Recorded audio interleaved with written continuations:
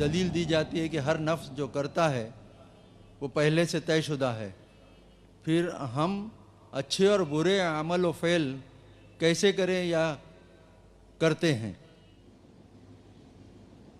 یہ بڑا پیچیدہ مسئلہ ہے قدر کا۔ تقدیر کا جو تصور ہمارے ذہنوں میں ہے وہ صحیح نہیں ہے۔ قدر کہتے ہیں اندازے کو، ایویلویٹ کرنا، کسی چیز کی قدر و قیمت کا اندازہ کرنا۔ اللہ نے ہر جاندار کے لیے ایک اندازہ مقرر کر دیا۔ مثلا چھوٹی سی چڑیا ہے اور وہ ہوا میں اڑتی پھر رہی ہے، انسان ہوا میں نہیں اڑ سکتا۔ مشین بنا کر ہوائی جہاز میں اڑ جائے، خود تو نہیں اڑ سکتا۔ تو یہ ہر نوع کی ایک تقدیر ہے۔ اسی طریقے سے ہر انسان کی بھی کچھ لیمیٹیشنز ہیں۔ ہر انسان کو دو چیزیں ملتی ہیں جس میں اس کا کوئی دخل نہیں۔ اسے والدین کی طرف سے جینز مل رہے ہیں، اس کے اثرات اس کی شخصیت پر ہوں گے۔ پھر جس ماحول میں اسے پیدا کیا گیا ہے اس ماحول کے اثرات ہوں گے۔ ان دونوں سے مل کر شاکلہ بنتا ہے۔ قرآن مجید نے شاکلہ کہا ہے۔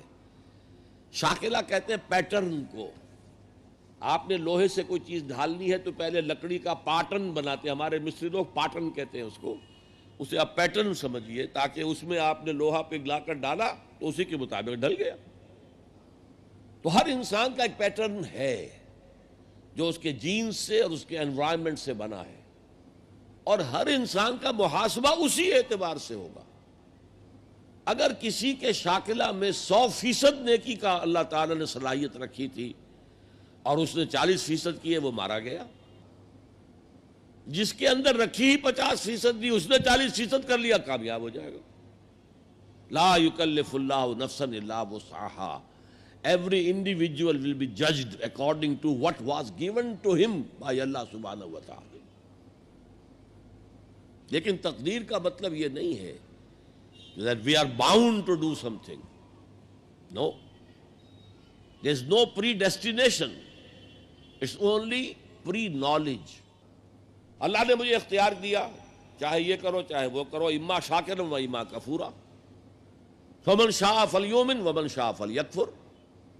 جو چاہے ایمان لائے، جو چاہے کفر کا اختیار کر لے۔ لیکن اللہ کو معلوم ہے کہ تم کیا کرو گے۔ یہ پری نالج ہے اللہ کا، پری ڈیسٹینیشن نہیں ہے۔ اللہ نے مجبور نہیں کیا ہے۔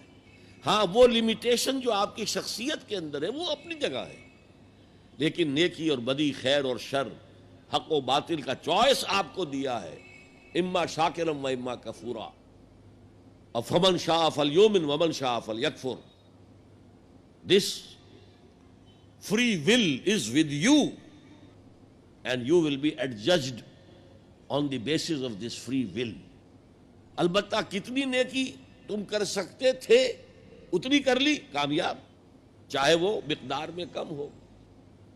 اب جب غزوہ تبوک کے موقع پر حضور نے مسلمانوں سے کہا یہ جیش العسرہ ہے، ساز و سامان چاہیے، اب لاؤ پیسے پیش کرو، حضرت ابوبکر نے اپنا سارا اثاثہ لا کر رکھ دیا۔ پوچھا اپنے بال بچوں کے لیے کچھ چھوڑ کر آئے ہو؟ کہ کچھ نہیں چھوڑا۔ صدیق کے لیے ہے خدا کا رسول، بس اللہ کا نام چھوڑ کر آیا ہوں۔ اب حضرت عثمان نے بہت دولت دی اس وقت۔ ایک غریب انصاری، اس نے ساری رات ایک یہودی کے باغ میں وہ کنویں سے پانی کھینچ کر باغ کو سیراب کیا۔ صبح کو اسے کچھ کھجوریں مل گئیں اجرت کے طور پر۔ اس نے آدھی لا کر اپنے بال بچوں کو دے دی، گھر کا نفقہ، نان نفقہ شام تک کے لیے، آدھی حضور کے سامنے لا کر رکھ دی۔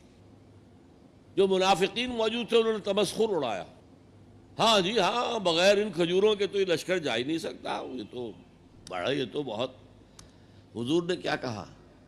ان کھجوروں کو اس پورے ڈھیر کے اوپر پھیلا دو، اللہ کی نگاہ میں یہ اس پورے ڈھیر سے زیادہ بھاری ہے۔ تو آپ جو کچھ کر سکتے ہیں کیجئے۔ اللہ تعالیٰ کی لاٹھی اندھے کی لاٹھی نہیں ہے جو برابر چلے سب پر، بلکہ ایوری انڈیویجول اس کے علیحدہ علیحدہ حساب ہوگا. اللہ کا کمپیوٹر بہت بڑا ہے، بہت بڑا ہے، بہت بڑا ہے. وہ ہر ایک کی قدر و قیمت کا تعین کر لے گا.